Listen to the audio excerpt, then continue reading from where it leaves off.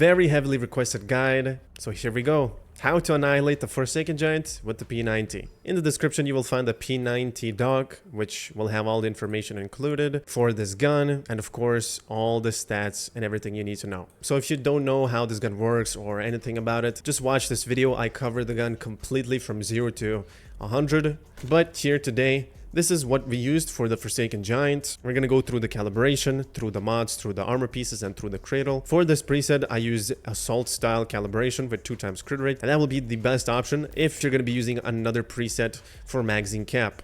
And for the magazine capacity, I'm just using 2 Stormweaver pieces, 2 gravity pieces, and 1 Lone Wolf piece for the magazine capacity bonus. Each of the mod, as you can see, has magazine capacity 12% on all of them. So when I unequip the gun, that's what makes me get this 122 ammo.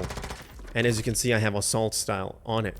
So once you reload the gun, you swap to this preset, and now you're doing damage with the real preset. And as you can see, this preset has all the correct armor on it with the good mods on it. So if you don't use presets, then you can swap the assault style calibration to the magazine capacity with crit rate 2 times as well. This calibration will be the best if you don't like using presets, smashing cubes, or anything else than that. You just like to go in the boss room and start shooting the boss. Now for the cradle, you will want to use anti-phase, tactical combo, deviant energy defense, shield protection, steady hand, marked strike, fast pursuit, and bounty hunter. This one is not needed. There's literally nothing else you could put. If you want, you can put the resilience so the Forsaken Giant doesn't kill you, or you can put the energy surge, or you can put the rapid aid, up to you. If you swap fast enough with the Forces of Warfare axe, then you can use the heavy strike as well on it. And this shield protection cradle, you can only use this with 3 savior pieces. If you don't have 3 savior pieces, or if you're using 3 treacherous, then this cradle will basically not benefit at all, because you can't even get to that shield with treacherous pieces unless you were using 4 treacherous pieces. But you would have to be low HP for that. And the reason why we're using deviant energy defense is because when you summon your deviation, you can see that we got a shield. So without this, if you don't use this, you won't be able to proc the shield protection as well. So when you go in Forsaken Giant, you just summon it, boom, and then you just start shooting. And if you're using 3 savior pieces, you're gonna stack up that shield quickly, which will benefit your Crescent mods, and it will benefit your cradle as well. Now we're gonna quickly cover the mods, what we use. For the gun, I'm using Vulnerability Amplifier with the substats of crit damage, grade 1's weapon damage, and that applies for every single mod. So that goes on the helm, weapon symphony. You can see it's a lunar suffix, targeted strike. It's a violent. You don't want bullseye suffix because you're gonna get only 18 crit damage. And if you check the bullseye stats, crit damage is 18%, but there's no weapon damage, 6%. So you're losing basically 6% weapon damage for a cost of 3% crit damage extra. That's less damage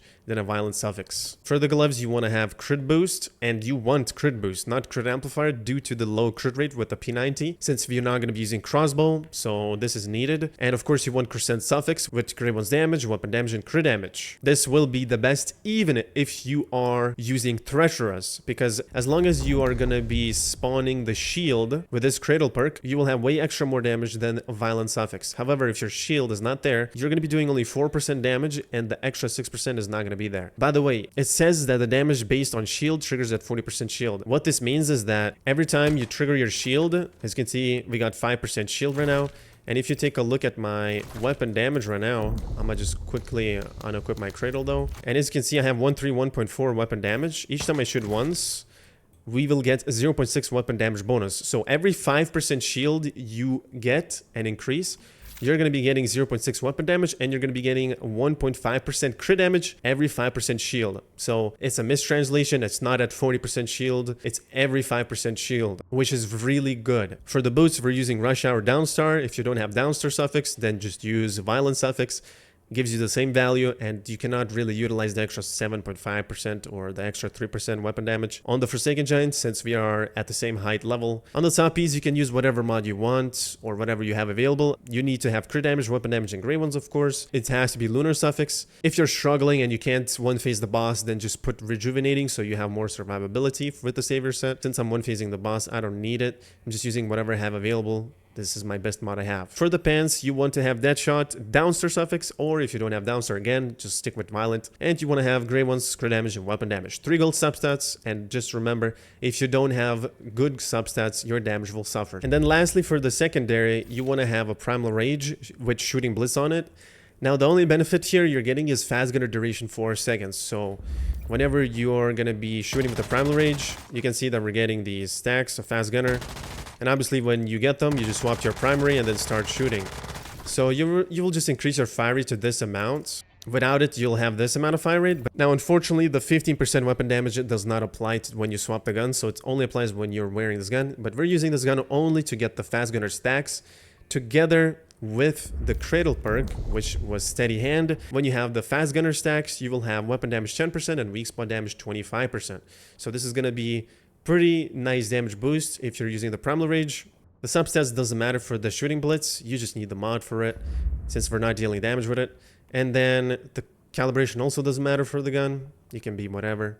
We're using it just for the buff. For the ammo for the gun, you will want to use smart ammo. Since you're going to be getting electronic parts so easily, this will be your best option. If you want to get extra damage, but with a very huge cost, you can use precision ammo. It will give you more damage than smart, but that damage is only applied when you're in fast gunner states. So it has pros and cons. I would just say use smart ammo and that's about it.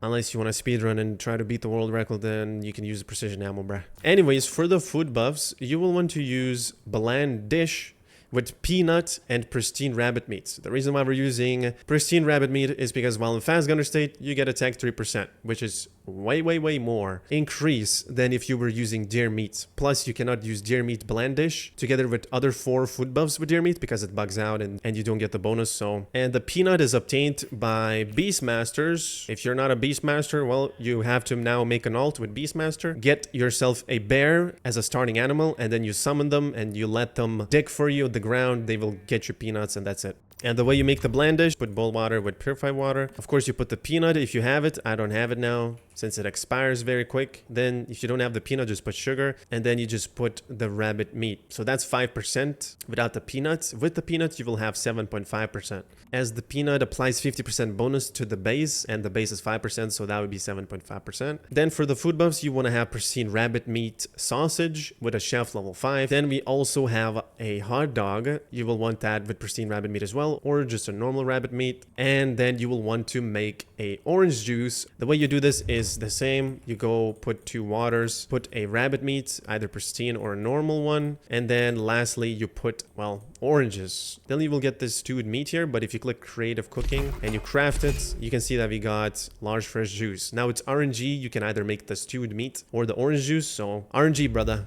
And then lastly, after that, you just want a Borge Deluxe with rabbit meat as well. Rabbits everywhere, and that's about it. If you don't want to use the primal rage, then you can use the recurve crossbow. Simply just put vulnerability amplifier on it with a bullseye duration, and that's about it.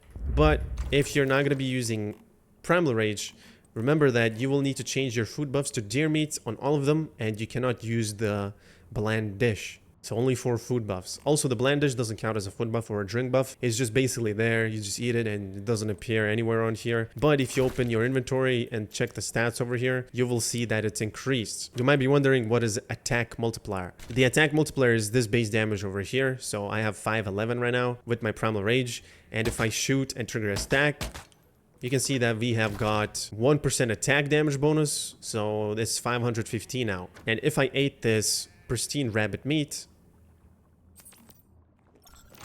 you can see now we have 511 without a buff.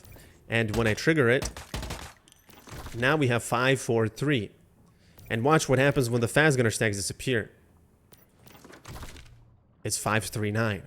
Which means you actually have it forever, even if the fast gunner stacks disappeared. So you only need to trigger this once and never again. However, when you are going to be relogging like this, or you're simply going to be leaving an instance or entering an instance like a silo, the buff is going to reset. So you just have to reapply the fast gunner stacks and boom, you have it forever until you re-leave the instance.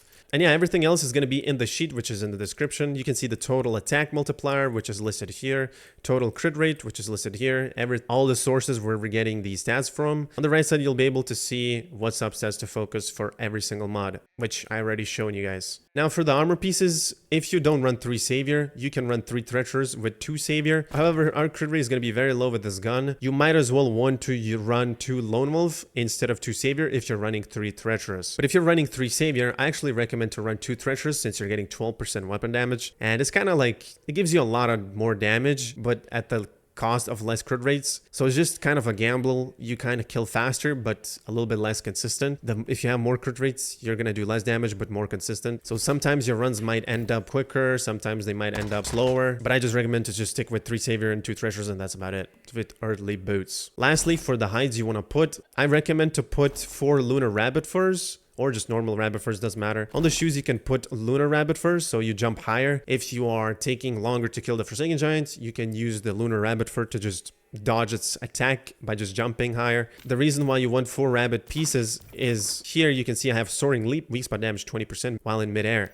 So when I jump, I am jumping right now, you can see I have 40% weak spot. And when I land on the ground, I have 20% weak spot. And if you didn't know, your P90 AoE damage can deal weak spot damage on your helmets. You want to make sure you're using either Momentum Up or Weapon Symphony. Whatever substats you have best, use that. Just don't use Fateful Strike. For the deviation, you will want to use a Zap Cam. Obviously, Lunar preferred because this will get you 7.5% extra weapon damage when it's synced. Better than a Crack Shot. So try to get that. Do not use a wolf because this will not mark the boss at all because the wolf cannot reach it. Anyways, lads, that's it for this video. I hope you guys enjoyed it. And as always, let me know what you guys want to see next. Take care and peace out.